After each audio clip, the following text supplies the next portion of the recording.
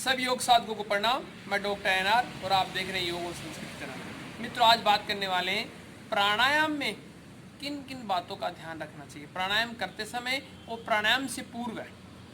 क्योंकि अगर हमें नियम पता नहीं है किस, चाहे अपन आसन करें चाहे प्राणायाम करें, तो उसकी ठीक ठीक विधि और उनके जो नियम अगर हमें पता नहीं है तो पूर्ण लाभ नहीं मिलता हमें। तो प्राणायाम में किन किन बातों का ध्यान रखना चाहिए, किन बातों से हमें परहेज करना चाहिए, आज इस विषय में चर्चा करने वाले हैं। तो सर्वप्रथम हमें एक ऐसे स्थान का चयन करना चाहिए जो शुद्ध, सात्विक और स्वच्छ हो। अगर जल के पास में बैठकर किया गया प्राणायाम है वो और भी उत्तम लाभ देने वाला है।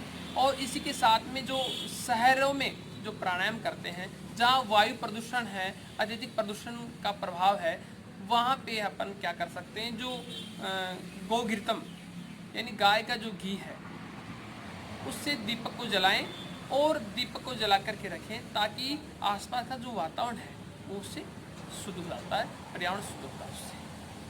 पहला स्थान का चयन और पर्यावरण शुद्ध हो। दूसरी बात करें तो हम जो बैठने की विधि है कि प्राणायाम में हम कैसे बैठें, तो प्राणायाम में बैठने के लिए हमें पैरों को सामने रख करके पहले अपने दाहिने पैर को रखें और इसके बाद में बाएं पैर को इस तरीके से लगा सकते हैं। तो बैठने का अलग अलग तरीका है मित्रों, चाहे हम सुखासन में बैठें, पद्मासन में बैठ सकते हैं, अर्ध पद्मासन में बैठ सकते हैं, अपने सामर्थ्य के अनुसार। अगर कोई बैठ नहीं पाता, जिनके घुटनों से संबंधित समस्या है, वो कुर्सी पर बैठकर भी प्राणायाम कर सकता है। दूसरी बात होगी। तीसरी बात, प्राणायाम करने से पूर्व सुबह उठते ही पहले हल्का गुनगुना पानी पिएं, ठीक तरीके से फ्रेश हों और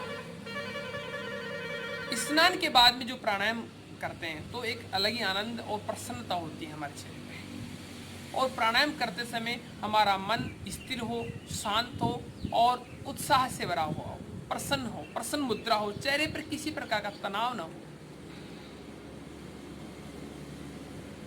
तनाव युक्त अगर रहेंगे तो हमें पूर्ण लाभ नहीं मिलने वाला है। इसके साथ में ही हमें क्या करना चाहिए, प्राणायाम करते हैं तो हठपूर्वक श्वास को न रोकें। अब प्राणायाम में श्वसन क्रिया कैसे करते हैं, पूरक, कुंभक और रेचक की क्रिया के साथ में हम संपन्न करते हैं।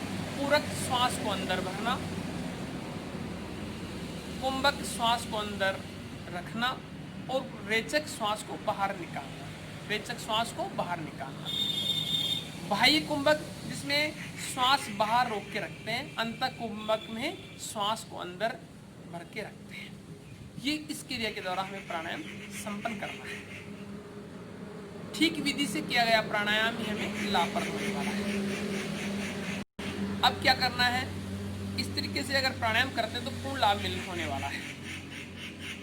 साथ में जब हम बैठते हैं तो हमारी जो स्पाइन है, मेरुदंड है, बिल्कुल सीधी रहे और हमारी जो स्थिति है वो ध्यान मुद्रा, वायु मुद्रा, चिन्ह मुद्रा में भी हो सकती है। और चेहरे पे प्रसन्नता का भाव होना चाहिए और हमारी जो नेक, गर्दन है वो सीधी रहे।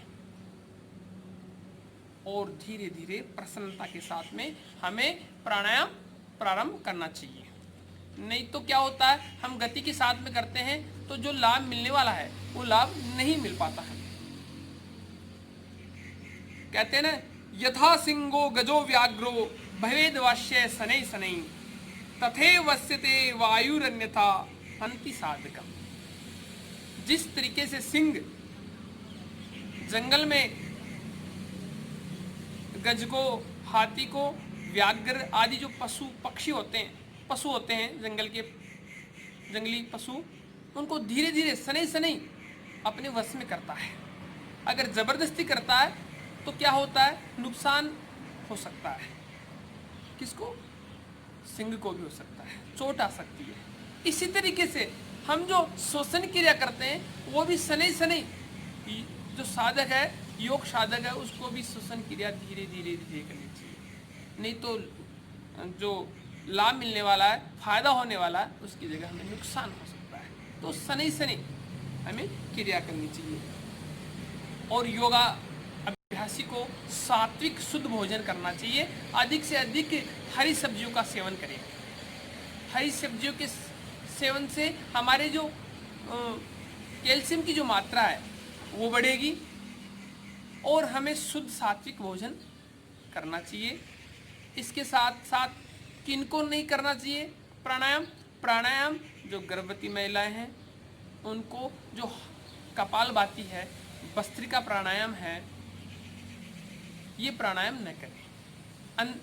अग्निसार है, बाह्य प्राणायाम है, ये प्राणायाम न करें।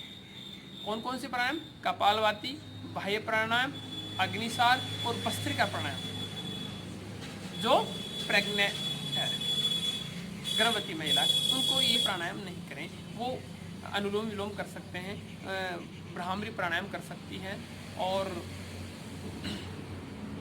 अनुलोम विलोम, भ्रामरी और छोटे छोटे सूक्ष्म आसन कर सकते हैं, सूक्ष्म क्रियाएं कर सकते हैं, जैसे बटरफ्लाई है। इसके साथ साथ में जिनका ऑपरेशन हुआ है, हार्ट से संबंधित समस्या है, उच्च रक्तचाप है, उनको कपालभाति और भस्त्रिका प्राणायाम गति के साथ में नहीं करना चाहिए, धीरे धीरे करना चाहिए। उनको भी अनुलोम विलोम और भ्रामरी प्राणायाम, ये प्राणायाम उनको भी करने चाहिए। तो हमें इन बातों का ध्यान रखना है। इसके साथ साथ में और क्या रख सकते हैं? प्राणायाम करते समय अपने मन को स्थिर रखें, शांत रखें और प्राणायाम करने से पूर्व शुरुआत करें लंबा गहरा श्वास 3 बार ओम का उच्चारण करें, जिससे हमारा मन भी शांत होगा, स्थिर होगा, एकांत होगा, एकाग्र होगा। तो मित्रों, प्राणायाम से पूर्व हमें इन बातों का ध्यान रखना चाहिए कि इनको प्राणायाम करना चाहिए और इनको नहीं करना चाहिए। इससे संबंधित हमने चर्चा की है। मित्रों, आपको ये वीडियो पसंद आया होगा। इसको अधिक से अधिक लाइक करें, शेयर करें, सब्सक्राइब करें और हम पुनः नई वीडियो के साथ में आपसे पुनः मिलते हैं। सभी को ओम प्रणाम।